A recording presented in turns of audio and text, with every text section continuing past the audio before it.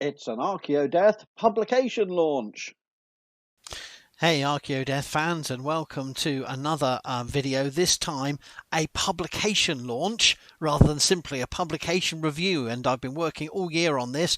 I launched it to coincide with the special Offa Trevonen Digital Day that we had in April, replacing the day conference, the public conference that we were going to have pre-lockdown. And in that, the first article in Offa's Dyke Journal number 2 came out. But now, after a year of work, we've got the full edited collection available online, and it's winging off now to the publishers, where it will be printed as well. So it's a really exciting moment for me as an archaeologist with an interest in monuments and memory and the Anglo-Welsh borderlands, to be co-editor, co-founder of the Offa's Dyke Journal. I've designed it. I've worked 2.5 years on getting this sorted out. The first volume came out at the very end, this time last year in 2019. And in it, there was an introduction by myself and my co-editor, Delaney, a Classics Revisited paper by Anne Williams with a retitle from a 2009 publication, but Offa's Dyke, The Stuff That Dreams Are Made Of. Another Classics Revisited paper with new images and re-edited Margaret Worthington Hill's original 1997 article on What's Dyke, an archaeological and historical enigma. New fieldwork presented for Chirk Castle on Offa's Dyke and the Erthig stretch of What's Dyke in the paper Hidden Earthworks, Excavation and Protection of Offa's Dyke and What's Dyke. Then Andy Seaman talking about the sort of head dyke, or the of Llywach Hen's Dyke, placed narrative in early medieval Wales, suggesting a new relationship for the relationship between memory and monumentality in the early medieval Welsh landscape. Astrid Tumashite and Frauke Vita present the Danaverka preliminary results of new excavations 2010-2014 at the defensive system in the German-Danish border, and their paper presents new fieldwork dating the sequence of the main wall or the main rampart of the Danaverka, as well as the whole sequence of complex additional monuments. And finally, John Swagger has a paper, Making Earthworks Visible, and the example of the Oswestry Heritage Comics Project, where he actually shows how we can engage and communicate different audiences through the medium of comics about the nature conservation, the historic and environmental landscape issues, as well as linear earthworks as borderlands and frontier monuments. So together, that first volume set the stage for how we can use it. The title Offa's Dyke Journal stands for a journal exploring borderlands and frontier studies in historical perspective, drawing on different research agendas and different research perspectives, and within the context of the Offa's Dyke Collaboratory Research Network, and linked to a series of ongoing activities and initiatives we are developing. So that was last year, but now, a year later, we're able to follow up with the second volume, Offa's Dyke Journal Volume 2, again edited by myself and Liam Delaney, a doctoral researcher at the University of Chester and the HER officer for Herefordshire. So he's a professional archaeologist as well as an archaeological researcher at the university. And the table of context matches in the fact that we have 7 articles within the second volume, all available online for download, and for sharing as you please, but also as well as JAS Archaeologia in Spain setting up the digital platform for us. We have ArchaeoPress on board, who will be printing out volumes for sale. So anyone who wants a physical copy can get it through ArchaeoPress. Now let me tell you about the contents of volume 2 for 2020. Again, we have a substantial introduction, this time authored by me alone, called Collaboratory Coronavirus and the Colonial Countryside, all the seas. So whereas the first the introduction to volume 1 set up the rationale for the journal, the Offa's Dyke Collaboratory, and the range of activities during 2017, 18 and 19 that we conducted, this introduction has 5 parts to it.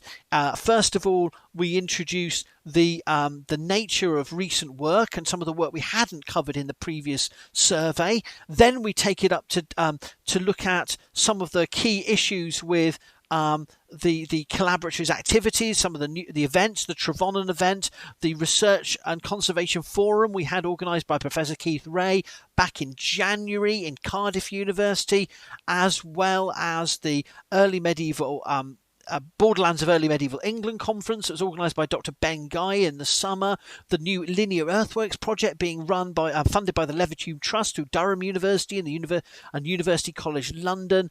And also we look at the EAA conference organised by Liam Delaney, myself, Frauke Vita and Astrid Tummerscheit, looking at borderlands and establishing boundaries, looking at borderlands across early medieval Europe. So we introduce recent research, summarise the activities of the Offa's Dyke Collaboratory, but then we take on 2 further themes before then reviewing the other papers in the volume.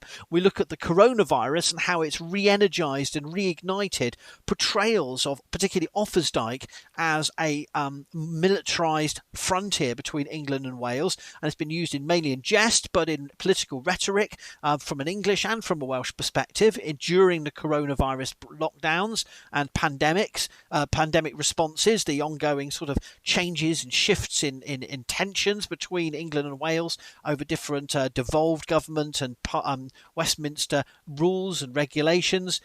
We then also look at the growing movement with the particular intensification of the BLM, the Black Lives Matter protests, the intensification of interest and accelerated demands on us to decolonise our countryside, to make aware the complex relationships between colonialism, slavery in particular, and the British landscape. And I tried to make an argument in that introduction for how linear earthworks of the early Middle Ages fit into that broader discussions.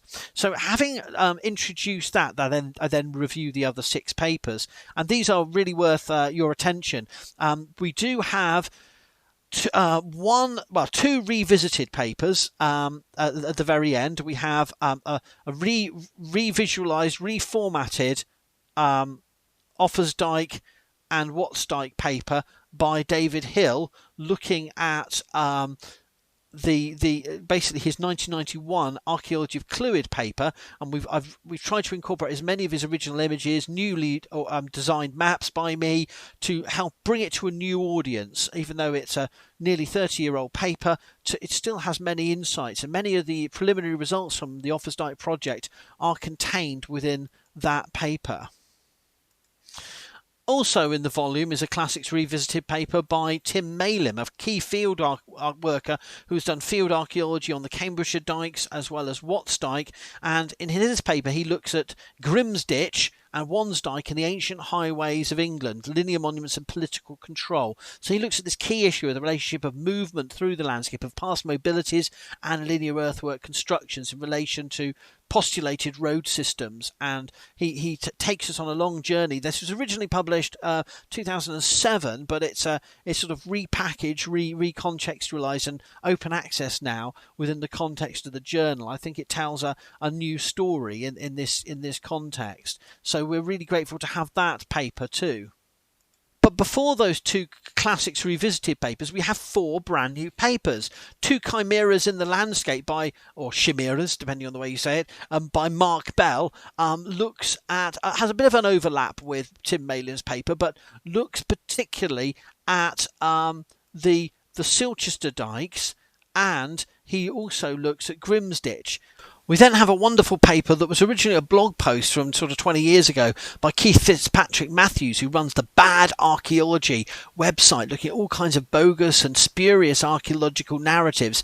And here he develops his arguments and dismisses multiple factoids and assumptions and fake storying about linear earthworks, including the claim that the Offa's Dyke and Watts Dyke monuments could be could be Roman, rather than early medieval, and also the idea that they could be prehistoric canals. So he's able to this is really important that we include in the volume 2 of the journal an article that really takes to task some of the biggest misinformation stories about pseudo-archaeology. And Britain has been affected much less than other parts of the world by pseudo-archaeology, but these stories are tenacious, and people still say to me, I thought Offa's Dyke was Roman because I heard someone give a talk 15 years ago about it. It's amazing how this misinformation endures. And he also takes to task these claims of certainty or of precision with existing dating methods of both of these monuments, Watts Dyke and Offa's Dyke. So that's really valuable too.